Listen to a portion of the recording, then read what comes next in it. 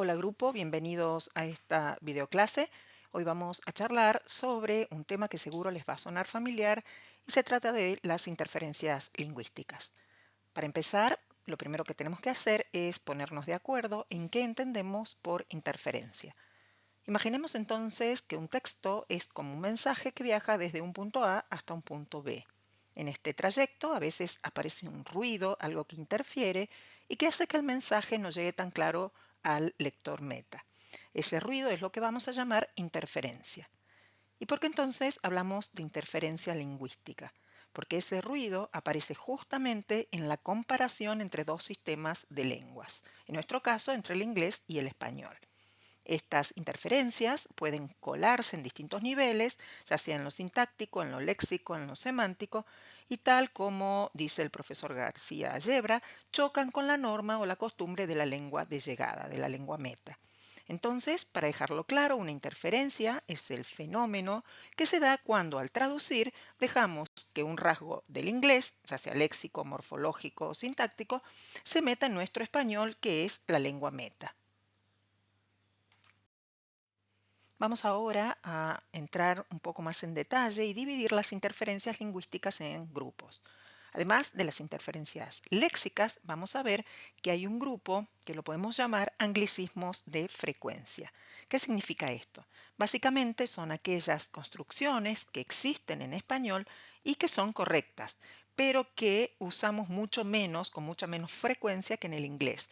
Es como si estuviéramos copiando la frecuencia de uso del inglés y eso hace que el texto en español suene un poco raro o poco natural.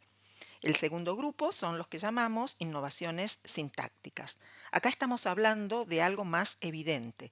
Hablamos de reproducir estructuras sintácticas propias del inglés que no existen en español. Es decir, que estamos introduciendo en nuestro texto algo que no encaja con la lengua meta.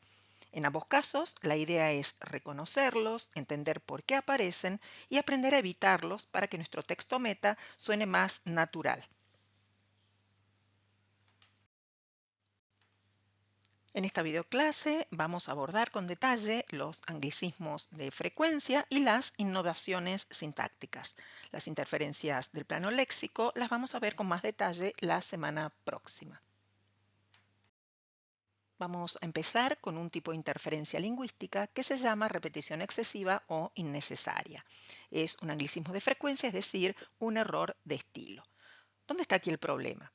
En inglés es común repetir, por ejemplo, un lema para mantener la cohesión del texto. En español, en cambio, solemos apoyarnos más en la referencia contextual y cotextual, es decir, muchas veces ya tenemos suficiente información en el contexto, así que repetir palabras no hace falta. Para evitar este tipo de interferencia, solemos usar la elipsis, que es un recurso lingüístico, y también la transposición, es decir, un cambio en la categoría gramatical. Tal como se ve en este ejemplo, reemplazamos un sustantivo por un pronombre. Recordemos que los términos no se sustituyen con sinónimos ni con otros sustantivos de la lengua general, salvo que el destinatario sea el ego, entonces sí ahí podemos usar sinónimos. Debemos tener en cuenta entonces que esta interferencia tiene dos facetas, por un lado la que vimos recién y que está relacionada con la información cotextual, y por otro lado suelen aparecer también repeticiones meramente estilísticas, como pueden ser adjetivos, adverbios o conectores, y en estos casos lo que debemos hacer es buscar variedad para enriquecer el estilo del texto en español. También tenemos que destacar que en español además existen las construcciones paralelas, que son un recurso de cohesión en el que la repetición sí tiene un propósito. Vamos a hablar ahora de otro fenómeno que es el aumento en español de la cantidad de adjetivos calificativos antes del sustantivo. Esto se considera un anglicismo de frecuencia para ciertos géneros. ¿Qué significa esto? Básicamente que ponemos delante de los sustantivos los adjetivos calificativos, que son los que en español pueden ir antes o después. Si los ponemos a todos antes del sustantivo, el texto que vamos a lograr va a sonar muy literario o poético y eso no es siempre lo que queremos lograr. Vamos a pensar entonces en el campo temático y en el género. En los textos turísticos, por ejemplo, que tienen un toque publicitario y pseudo literario, va a ser común y hasta necesario anteponer algunos adjetivos calificativos a los sustantivos para lograr ese efecto de atracción. Pero, por ejemplo, en textos médicos, de ingeniería, de arquitectura o en cualquier otro género técnico-científico, vamos a necesitar un discurso claro y sobre todo objetivo. Así que anteponer los adjetivos no va a funcionar. Vamos a ver entonces que se trata de utilizarlos según el género y el estilo que requiere el texto y vamos a usar la anteposición o la posposición según corresponda. Un último detalle importante a tener en cuenta con este caso es que el hecho de mover un adjetivo de lugar de la lengua de origen a la lengua meta no se considera una estrategia de traducción, simplemente es un recurso lingüístico. Vamos ahora con otro anglicismo de frecuencia, que es un error de estilo que suele aparecer mucho y es el abuso de los adverbios terminados en mente. En inglés, los adverbios terminados en ly son muy frecuentes, pero en español no podemos usarlos de la misma manera ni con la misma frecuencia. El problema entonces aparece cuando los usamos mucho, demasiado, porque entonces el texto va a dejar de sonar natural. Para ello, la regla práctica que solemos aplicar es no poner más de un adverbio terminado en mente por párrafo, siempre es esto que sea posible. Entonces, en este caso no se va a tratar de eliminarlos por completo, ya que este tipo de adverbios no están mal, sino que lo que hay que evitar es el exceso de ellos. Así vamos a mantener el sentido del texto y un estilo que suene propio del español. Sigamos con los anglicismos de frecuencia, es decir, con esos errores de estilo que aparecen cuando trasladamos patrones propios del inglés al español. Veamos puntualmente ahora el abuso del gerundio. En primer lugar, hay que aclarar que no es tan habitual encontrar este tipo de errores en las traducciones y que el error en este caso no está en usar las perífrasis verbales de gerundio ni las subordinadas adverbiales de gerundio, ya que son estructuras gramaticalmente correctas. Lo que sí vamos a considerar un problema es el abuso de este tipo de construcciones. Cuando una construcción con gerundio aparece en un párrafo, pero luego se repite en el siguiente y luego en el siguiente, ahí sí vamos a estar cayendo en un exceso que va a afectar el estilo de nuestro texto meta. Si este tipo de estructuras aparecen sin exceso, es un recurso lingüístico totalmente válido usarlo. Por ejemplo, en el caso que tenemos en pantalla, si utilizáramos una perífrasis de gerundio, nos quedaría un texto algo poco natural y pesado. Los científicos están continuamente cuestionando las mediciones, haciendo mediciones nuevas, planteando hipótesis nuevas y mejores. Si bien esto no es incorrecto, debemos evaluar si hay un abuso de este tipo de estructuras mirando el texto completo, comparando párrafo por párrafo o en este caso toda la oración. Solo así vamos a poder determinar si el uso del gerundio se vuelve reiterativo y por lo tanto un problema de estilo. En este caso, para obtener un texto natural y liviano, y ya que el adverbio continuamente ya transmite el aspecto temporal, la solución consistió en usar el verbo conjugado. Cuestionan, hacen, plantean.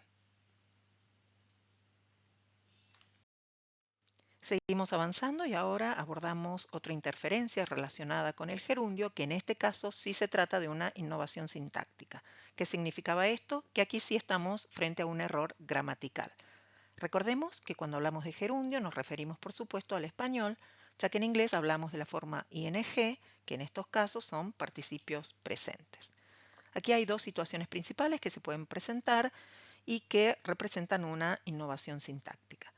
La primera es la del gerundio adjetival, que ocurre cuando la forma ing en inglés tiene una función adjetival y se traslada erróneamente al español como un gerundio. La otra situación que se puede presentar es la de gerundio de posterioridad, que es cuando la forma ing en inglés indica una acción posterior a la indicada por el verbo principal y que en español también se traduce erróneamente como gerundio. Ahora bien, tenemos varias formas de solucionar este caso de problemas. Por ejemplo, puede ser usando una relación de relativo o un verbo conjugado, es decir, otra forma verbal. Un punto muy importante a la hora de justificar estos casos en los trabajos prácticos o en los informes de traducción es recurrir a la norma. Esto ocurre porque este error no es una cuestión de estilo, sino que es una innovación sintáctica, es decir, un error gramatical que debemos reconocer y corregir. Ahora vamos a ver las interferencias por el uso del artículo. Este tipo de interferencias pueden ser un anglicismo de frecuencia, que ocurre cuando copiamos la estructura del inglés sin detenernos a pensar en cómo va a impactar el mensaje en español, o bien podrá ser una innovación sintáctica, como veremos en el caso de la próxima diapositiva. Empecemos entonces con el uso opcional o por estilo. En este ejemplo podemos ver que hay casos que en el inglés no se usa el artículo, como puede ser en los sustantivos en serie. En español, en cambio, vamos a tener varias opciones. Podremos usar el artículo en todos los elementos de la serie, como es el primer caso. Podremos usarlo solo en el primer elemento, como en el tercer caso, o bien podremos hacer la redacción sin hacer uso de ningún artículo. Aquí está la clave. En español, el uso del artículo va a ser opcional en muchos casos y va a depender del estilo, el género y el efecto que queremos transmitir. Copiar la estructura entonces inglesa palabra por palabra puede llegar a generar una interferencia.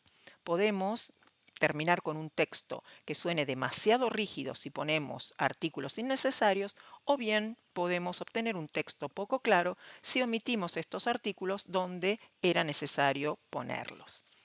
Por esto es importante entender que, aunque sea una cuestión de estilo, el artículo es un recurso lingüístico que tenemos los traductores para generar nuestro texto meta. Vemos aquí entonces que podemos usar los artículos para dar formalidad, énfasis o ser especificativos, como en el caso del primer ejemplo.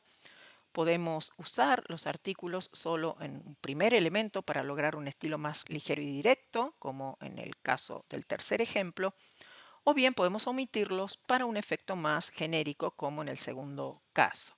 En este caso, le resta importancia a la lista que se enumera. La elección siempre va a depender entonces del mensaje que queremos comunicar y del tipo de texto en el que trabajamos. Vamos a ver ahora cómo el uso incorrecto de los artículos nos puede llevar a un caso de innovación sintáctica. Esto ocurre cuando hay un uso gramaticalmente incorrecto del artículo en español y no se trata simplemente de una cuestión de estilo.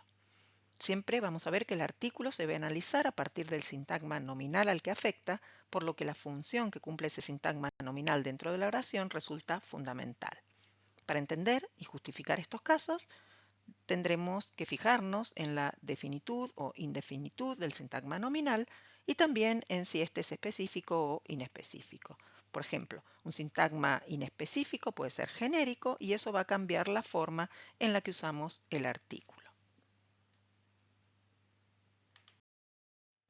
Un error que hemos visto en varios trabajos prácticos es la falta de artículo con las siglas. Recordemos que las siglas son abreviaciones de sintagmas nominales y que por lo tanto llevan artículos y representan un nombre común. También debemos tener en cuenta la concordancia del artículo, que depende del sustantivo principal de la sigla. En este caso, en el que la sigla representa a nanomateriales de ingeniería, vemos que nanomateriales es un sustantivo masculino y plural, por lo que el artículo también deberá ser masculino y plural. En resumen, podemos decir que la innovación sintáctica aparece cuando hay errores gramaticales reales en el uso del artículo, a diferencia del anglicismo de frecuencia, donde el uso o la omisión del artículo es meramente estilística, pero gramaticalmente correcta. Lo interesante es que estas innovaciones sintácticas no son muy habituales entre los alumnos. Suelen aparecer más cuando trabajamos con traducción automática o con la posedición. Observamos ahora otro anglicismo de frecuencia, en este caso relacionado con el orden de los elementos de la oración. Sabemos que en inglés la frase sigue un orden casi fijo de sujeto, verbo, objeto, que en gran parte se debe a que el verbo perdió prácticamente toda la flexión, y esto hace que el sujeto esté casi siempre al principio de la oración. En español, en cambio, tenemos más flexibilidad, lo que nos permite invertir el orden de los elementos sin que cambie el sentido de la oración. Por ejemplo, cuando en español tenemos predicados muy cortitos o sujetos muy largos, solemos reorganizar la información para que la frase suene más natural. Otro caso interesante que podemos ver en la pantalla, es el caso de la voz pasiva refleja en español. Como podemos observar, el verbo suele aparecer antes del sujeto paciente, mientras que en inglés, que solo tiene una pasiva, la voz pasiva perifrástica, el verbo aparece después del sujeto. En estos casos, recuerden que no hablamos de estrategia de traducción ni de modulación porque la función sintáctica sigue siendo la misma, solo cambia la posición.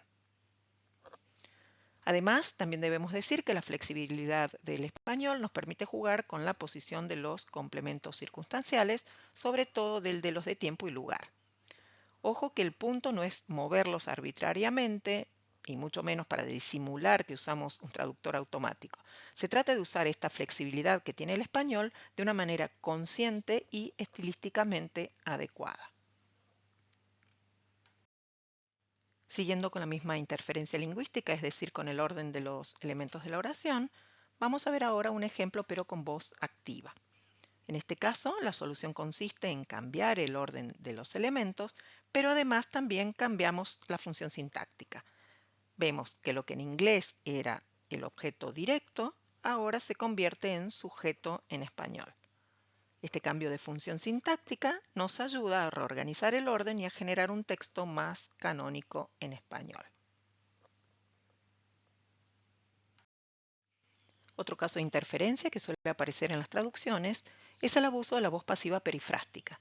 Recordemos algo que ya vimos semanas anteriores y es que solo usamos en español la voz pasiva perifrástica cuando el complemento agente está explícito. Si este complemento agente no está presente, vamos a usar la voz pasiva refleja. En el ejemplo que tenemos en este caso, podemos ver que no hay complemento agente explícito, por lo que la opción correcta es usar la pasiva refleja. Se evalúa y no fue evaluada, que correspondería a la voz pasiva perifrástica y sería un error utilizar. Es importante destacar que cuando usamos la voz pasiva refleja en el texto meta y hay voz pasiva perifrástica en el texto origen, no estamos frente a una estrategia de traducción, no hay modulación. Otro aspecto que debemos evaluar también es el hecho de usar o no la voz activa. Por ejemplo, en este caso, el texto está tomado de un texto científico, por lo que hacer una modulación y usar la voz activa sería un error porque iríamos en contra de las convenciones del género textual. El último caso que vamos a abordar tiene que ver con el uso de las preposiciones. Este caso puede presentarse tanto como un anglicismo de frecuencia como una innovación sintáctica. En el caso del primer ejemplo vamos a ver un anglicismo de frecuencia que se presenta cuando aparece esta estructura en inglés y a veces copiamos o usamos el equivalente canónico de la preposición en español y utilizamos para. Si bien no es incorrecto gramaticalmente, estilísticamente se prefiere la preposición de, que es la opción más extendida y natural en español. Cuando trabajamos con preposiciones y queremos ver si un uso es canónico o no canónico, podemos consultar con el diccionario de preposiciones, que es una herramienta muy útil para este tipo de análisis.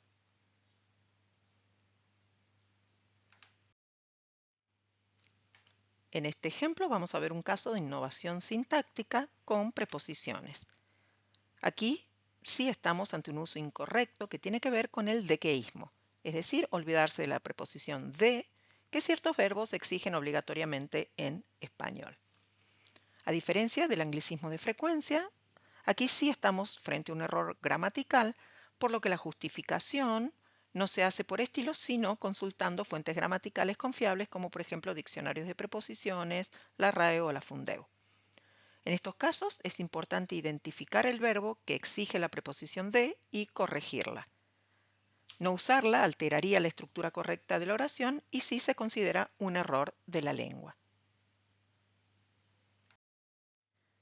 A modo de cierre, entonces recordemos que las interferencias lingüísticas son problemas o rasgos diferenciales presentes en el texto origen que si no los resolvemos se convierten en errores en el texto meta. Es decir, que observarlas nos va a permitir anticiparnos a los problemas y trabajar de una manera más consciente con el español. Al identificar estas interferencias, no solo evitamos errores, sino que también mejoramos nuestro estilo y la claridad y naturalidad de nuestros textos. Dicho de otro modo, traducir bien no es solo trasladar palabras, sino también entender cómo funciona la lengua meta y utilizar sus recursos de una manera más adecuada. Así que cada vez que trabajemos con un texto, pensemos en las interferencias como oportunidades para elegir la mejor opción lingüística y no como simples obstáculos. Muchas gracias por la atención. Nos vemos en la próxima clase para seguir explorando los recursos de la traducción. Que tengan una muy buena semana. Saludos.